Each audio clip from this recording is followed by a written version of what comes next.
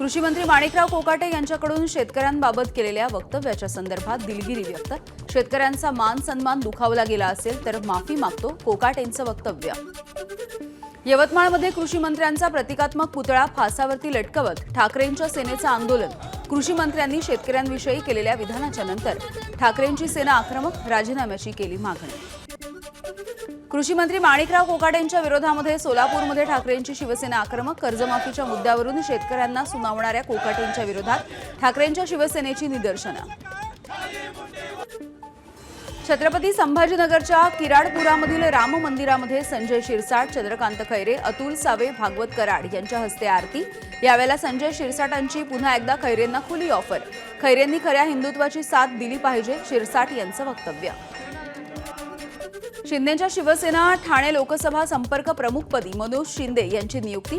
काँग्रेसमधून आलेल्या शिंदेच्या नियुक्तीमुळे शिवसेनेमधील निष्ठावंत नाराज असल्याची सूत्रांची माहिती। शिवसेना फोडायची हा एकच एकनाथ शिंदेंचा ड्रीम प्रोजेक्ट, संजय राऊत यांची टीका। शिवसेना मोदींच्या पायाजवळ ठेवली आहे, राऊतांचा हल्लाबोल। यूज अँड थ्रोच्या मध्ये ब म्हणजेच बाप आहे, नावातील ब अक्षर कसं काढणार? बाळासाहेबांचा ब काढणार का? एकनाथ शिंदेंच्या यूज अँड थ्रोला संजय राऊत यांचं प्रत्युत्तर। मुंबईमधल्या नरिमन पॉइंटच्या भाजपच्या प्रदेश कार्यालयामध्ये वर्धापन दिनाच्या निमित्तानं कार्यक्रमाला भाजपचे नेते किरीट सोमय्या, विश्वास पाठक यांची उपस्थिती। भाजपच्या स्थापना दिनाच्या निमित्त नागपूरमध्ये मुख्यमंत्री देवेंद्र फडणवीस यांच्या उपस्थितीमध्ये कार्यक्रम संपन्न। केंद्रीय मंत्री नितीन गडकरी, चंद्रशेखर बावनकुळे यांची उपस्थिती होती। यावेळेला नागपूर महानगर भाजप कार्यालयाचं भूमिपूजन सुद्धा करण्यात आलंय। भाजपचा वर्धापन दिन तिथीप्रमाणे की सोयीप्रमाणे? उद्धव ठाकरेंचा भाजपच्या स्थापना दिनावरती टोला।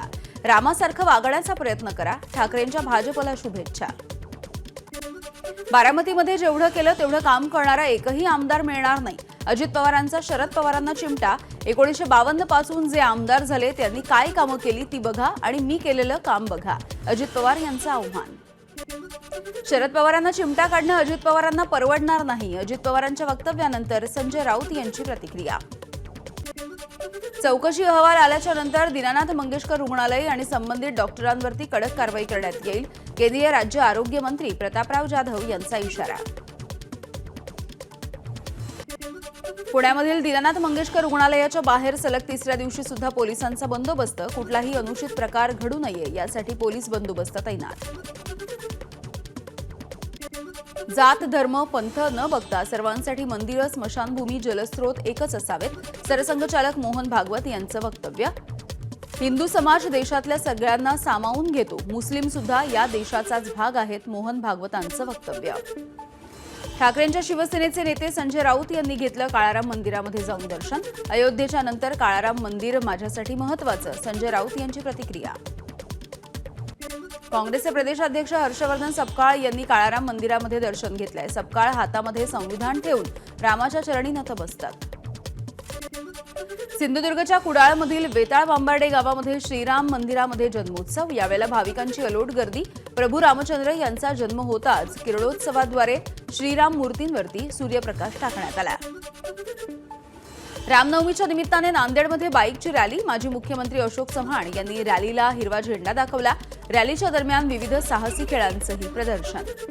रामनवमीच्या निमित्ताने बीडमध्ये भव्य मोटरसायकल रॅली, हातामध्ये भगवे झेंडे घेऊन तरुण रॅलीमध्ये सहभागी झाले। सिंधुदुर्गामध्ये रामनवमीचं औचित्य साधून प्रसिद्ध वाळूशिल्पकार रविराज चिपकर यांनी 3 फूट उंचीचं श्रीरामांचं वाळूशिल्प साकारलं। वाळूशिल्प साकारण्यासाठी लागला 3 तासांचा अवधी।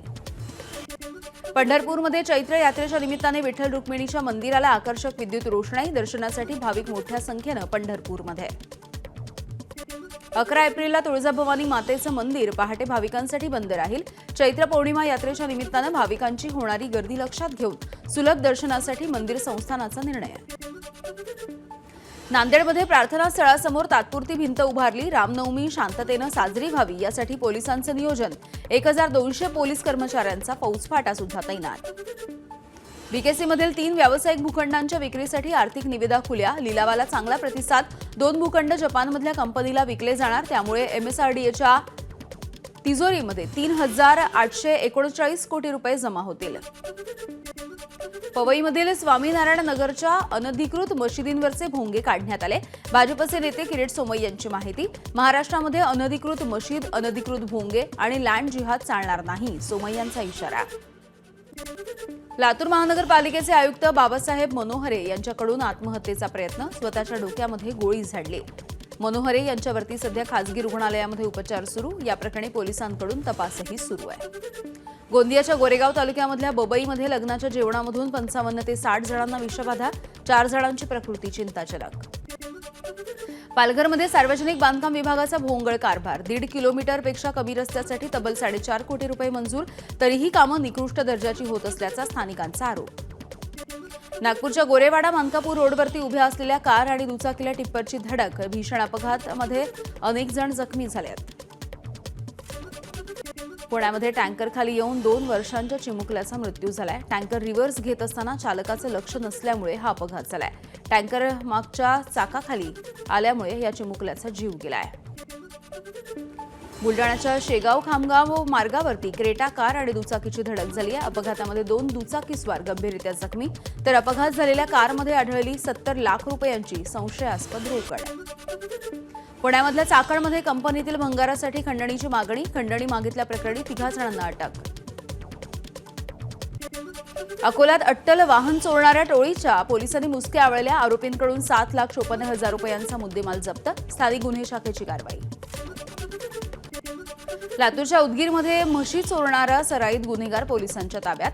पोलीस असल्याचं कळताच चोर गटारामध्ये लपला, मात्र पोलिसांनी त्याला कार वॉशिंग सेंटरमधून नेऊन त्याची धुलाई केली. संबंधित आरोपी महाराष्ट्र आणि कर्नाटकामध्ये चोरी करायचा. सातारा शहरामध्ये बुरख्याचा वेश परिधान करून महिलेच्या गळ्यामधील सोन्याचं मंगळसूत्र हिसकावलं. मंगळसूत्र हिसकावणाऱ्या 2 आरोपींना शहर पोलिसांनी अटक केली आहे. भंडाऱ्यामध्ये 4 दिवसांमध्ये दुसऱ्या वाघिणीला केलं जेरबंद. गेल्या काही दिवसांपासून लाखांदूर तालुक्यामध्ये वाघिणीचा धुमाकूळ. अकोल्यामधल्या पंजाबराव देशमुख विद्यापीठाला लागून गांजाची शेती केल्याचं समोर. अकोल्यातल्या MIDC पोलिसांना याचा सुगावा लागला आणि त्यानंतर पोलिसांनी धाड टाकून कारवाई केली आहे. सिंधुदुर्ग जिल्ह्यातल्या सावंतवाडी तालुक्यामधील बांदा परिसराला अवकाळी पावसाचा फटका. अवकाळीमुळे शेतकऱ्यांचं मोठं नुकसान झालंय. पंतप्रधान मोदींच्या हस्ते श्रीलंकेतील महो अनुराधापुरा रेल्वेचं उद्घाटन. अनुराधापुरा रेल्वे स्थानकावरती ट्रेनला दाखवला हिरवा झेंडा. पंतप्रधान मोदींच्या हस्ते नव्या पंबन रेल्वे पुलाचंही उद्घाटन. 550 कोटींपेक्षा अधिक खर्च करून पुलाचं बांधकाम. मोदींनी हिरवा झेंडा दाखवला. पंतप्रधान नरेंद्र मोदींनी घेतलं रामनाथ स्वामी मंदिरामध्ये जाऊन दर्शन. यावेळेला मोदींनी श्रीरामाची विधिवत पूजाही केली आहे. 2014च्या तुलनेमध्ये केंद्र सरकारने तमिळनाडूच्या विकासासाठी तिप्पट जास्त पैसे दिले, तरीही काही लोकांना विनाकारण रडण्याची सवय आहे. तमिळनाडूच्या विकासावरून पंतप्रधान मोदींचा मुख्यमंत्री MK स्टॅलिन यांच्यावरती निशाणा. अनंत अंबानींची जामनगर ते द्वारका ही पदयात्रा पूर्ण. अनंत अंबानी पदयात्रेमध्ये 170 किलोमीटर चालले आहेत.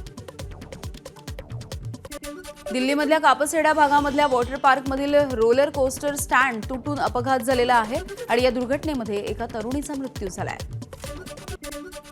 जगातील सर्वात शक्तिशाली पासपोर्टच्या यादीमध्ये प्रथमच आयर्लंडनं अव्वल क्रमांक पटकावला, तर भारताला 148व्या स्थानावरती समाधान मानावं लागलंय.